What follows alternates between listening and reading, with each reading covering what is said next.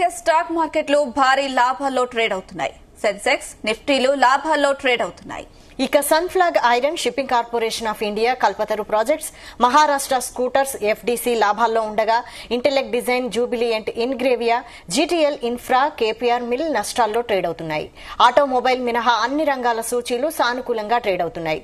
ద్రవ్యోల్బణం తగ్గడం, జూన్ సెప్టెంబర్లో సాధారణానికి మించి వర్షపాతం ఉంటుందనే అంచనాలు అనుకున్న దానికంటే ఆర్బీఐ రేట్ల తగ్గింపు వంటివి ఇన్వెస్టర్లలో ఉత్సాహాన్ని నింపాయి. డాలర్తో పోలిస్తే రూపాయి మార్కం విలువ స్వల్పంగా నష్టపోయి 86.18 వద్ద ఉంది.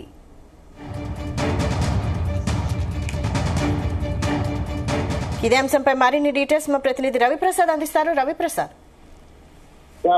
Good afternoon. ఓవరాల్ గా ఈరోజు స్టాక్ మార్కెట్ లో చూస్తే మంచి క్యూస్ తోని గ్లోబల్ క్యూస్ బాగాలేకున్నా లోకల్ క్యూస్, డొమెస్టిక్ క్యూస్ అనేటివి మార్కెట్ కి తో ఇన్వెస్టర్లు కొంచెం ఇన్వెస్ట్మెంట్ సైడ్ సెంటిమెంట్ వర్కౌట్ అయిందని త్వరగా మార్నింగ్ చూస్తే గ్యాప్ అప్ తోనే స్టార్ట్ అయిన మార్కెట్ ఒక 300 అప్ లో కొనసాగుతుండడం జరిగింది.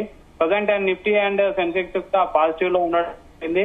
అండ్ ఓవరాల్ గా మెయిన్ గా చూసుకుంటే ఈ చెమురుకు సంబంధించిన రేట్లు అనేది పెరగడంతో చెమురు ఆధారిత కంపెనీల కూడా కొంచెం తగ్గడంతో మిగతా బ్యాంకింగ్ సెక్టార్ గానీ మిగతా అయితే పుంజుకోవడం జరిగింది. మార్కెట్ లో ప్రజెంట్ అయితే ముఖ్యంగా చూసుకుంటే మనకు జూన్ ద్రవ్యోల్బణం సంబంధించిన ఒకటి డాటా రావడం అండ్ ఆ ద్రవ్యోల్బణం తగ్గడం, జూన్ సెప్టెంబర్ లో సాధారణానికి మించిన వర్షపాతం ఉంటుందనే అంచనాలు అనుకున్న దానికంటే ఆర్బీఐ రేట్ల కోత వంటివి దేశీయ ఇన్వెస్టర్ల పైన అయితే ఉత్సాహాన్ని అయితే నింపాయని చెప్పాలి.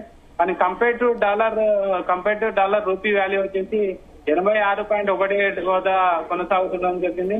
అండ్ ఏషియన్ పసిఫిక్ మార్కెట్లు కూడా ఇంచుమించు కొంచెం అంటే మిక్స్డ్ అంటే కొంచెం లాభాల్లోనే ఉన్నాయని చెప్పాలి. ఓవరాల్ గా అన్ని సెక్టార్లు కూడా మాక్సిమం ఈ రోజు కొంచెం పాజిటివ్ లోనే కనిపించాయని చెప్పాలి. ముఖ్యంగా చూసుకుంటే ఇరాన్ అండ్ ఇజ్రాయెల్ ఒక ప్రభావం అయితే లాస్ట్ ఫ్రైడే రోజు అయితే బాగా కనిపించింది.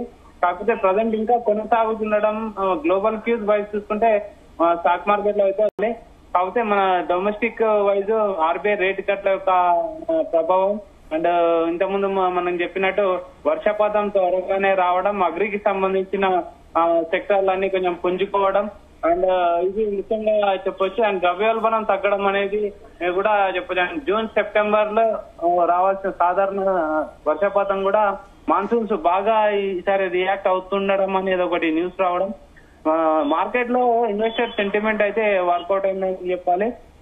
ముఖ్యంగా ఈరోజు చూసుకుంటే సెన్సెక్స్ అండ్ ప్రజెంట్ కూడా సెన్సెక్స్ అండ్ నిఫ్టీ కూడా మంచి పాజిటివ్ రన్ లో కొనసాగుతుండడం జరిగింది.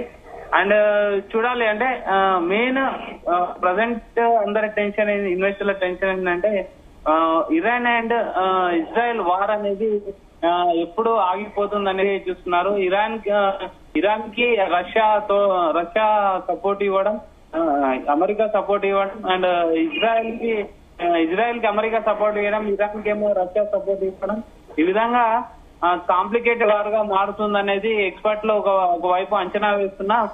అంటే కారణం లేకుండా మొదలైన వారు కారణం లేకుండానే ఆగిపోతుందని మరొక వాదం కూడా వినిపిస్తుంది.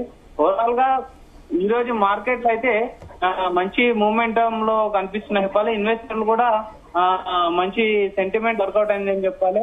ముఖ్యంగా గ్లోబల్ క్యూస్ వల్ల కాదు అండ్ లోకల్ డొమెస్టిక్ క్యూస్ అనే డొమెస్టిక్ ఇన్వెస్టర్లు అయితే బాగా ఇంట్రెస్ట్ చూపుతారని చెప్పాలి మార్కెట్ వైశాలి. అయితే ఇరాన్ ఇజ్రాయెల్ యుద్ధం ఇలాగే కొనసాగినా కూడా మన స్టాక్ మార్కెట్లకు నష్టం అయితే ఏమీ లేదనుకోవచ్చా? యాక్చువల్ గా ఇదే విషయం పైన మనం లాస్ట్ ఒక డిస్కషన్ తీసుకున్నాం వైశాలి.